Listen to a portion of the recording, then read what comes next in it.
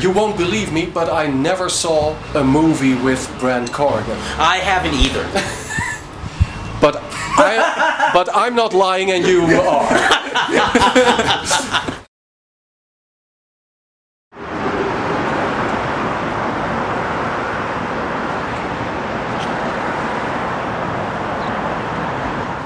Guys, how are you? Great. Very good, How are you? What is the name of the movie we're talking about? Judas Kiss. Judas Kiss? What is the movie about? The Judas movie Kiss? is about a man in his 30s who was once a promising filmmaker who wasted his talent and now shoots wedding videos for a living.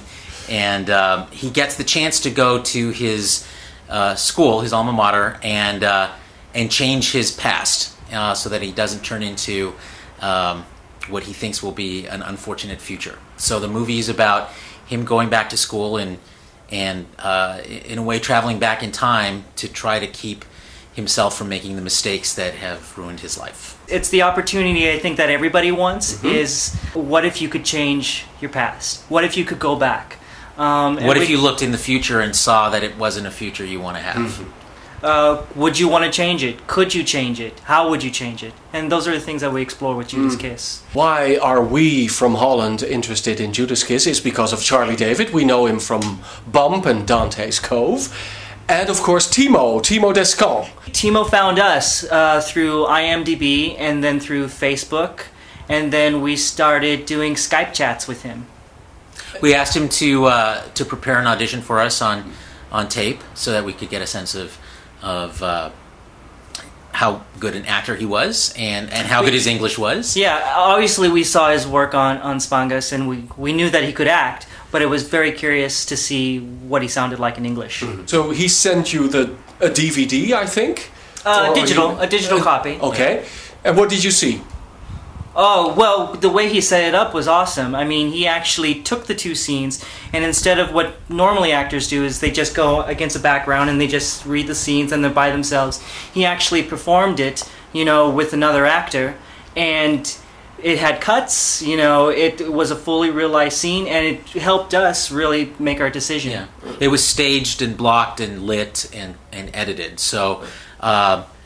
one of the things I've always had a problem with regular auditions is that you almost never encounter an actor in that same kind of circumstance ever again. So for us as producers, it's more important for us to be able to see how an actor's work looks when it's lit properly, when he's blocked, when it's edited together into a final form, and that's much more realistic. So for us, seeing his work put together that way at the audition stage convinced us really not only that he had the acting ability, but that he could do the kind of work on a set that would result in a good performance, the way good performances are actually constructed in a film. So that really convinced us more than anything else. Last question about Timo. What is his part? He plays kind of the villain in the movie. The villain? The villain.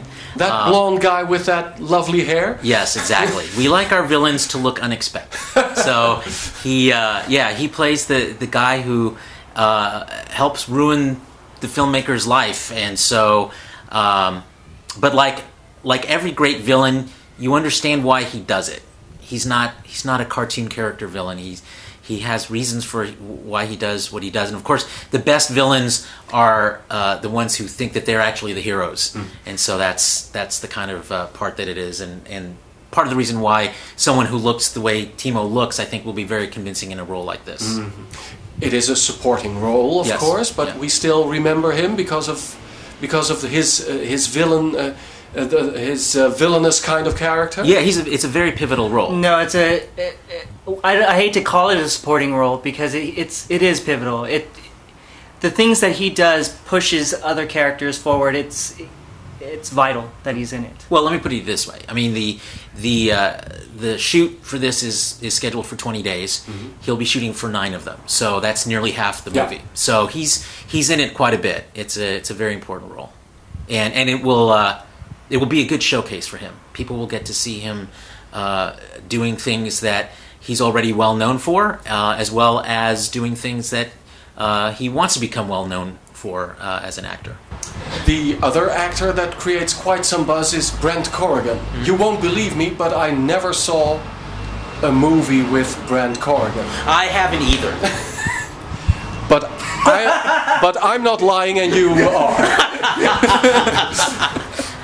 I'll tell you what. The most important movie that I saw with Brent Corrigan was a short film that he made that JT was also in, and a friend of ours from here in Los Angeles produced a couple of years ago. And up to that point, JT had talked to me about possibly having Brent be in Judas Kiss. Actually, I was against it. It was actually this, working with him on In the Closet, that I was like, wow, here's this kid that has an adult film career. He's doing this movie, and just watching him, his approach to acting, his approach to his character, really made me think, oh my gosh, he could really do something special with a bigger part. Yes.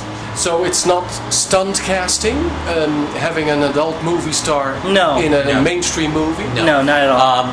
Because, like I said, I was against him. Really? I didn't want him in the movie just because people would say, "Oh, it's Brent Corrigan. I want to see him in this movie."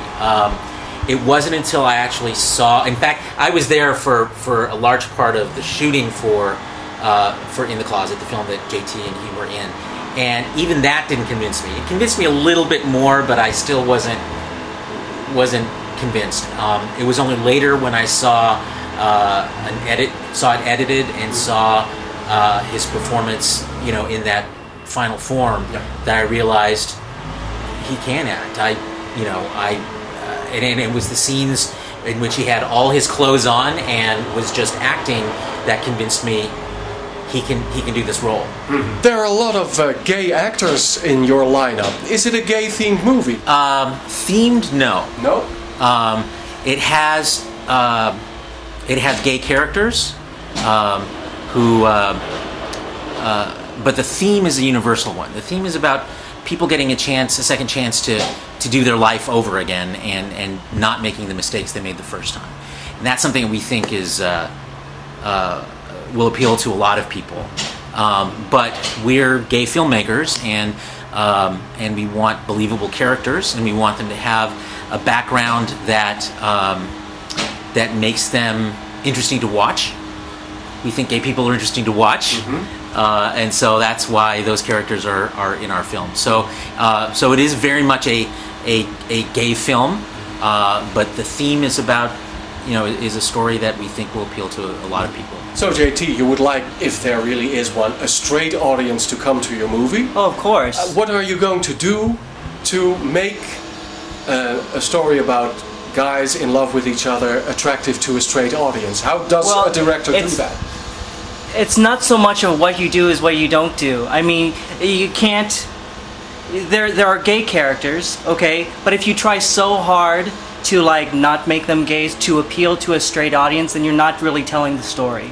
So the idea is that you just tell the story, and you're not going to get every straight audience member to like the film. But the thing is if you tell the story, and they happen to be gay, there are going to be people beyond the gay audience that are going to enjoy this movie. And we have the addition to it being a little bit sci-fi, a little bit of time bending, that also increases the audience. So these are just gay characters. So I'm not going to do anything other than just tell the story. And yes, they happen to be gay. And that's an important part of who they are. But it's not a gay movie in the sense that it's not a movie that portrays gay culture. I feel very strongly about this. I mean, and we both do when it comes to making movies, that we feel like gay movies as a whole need to go beyond telling just gay stories.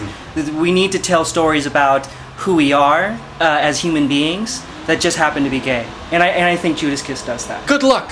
Thank you. Thank you. Thank you so guys. much.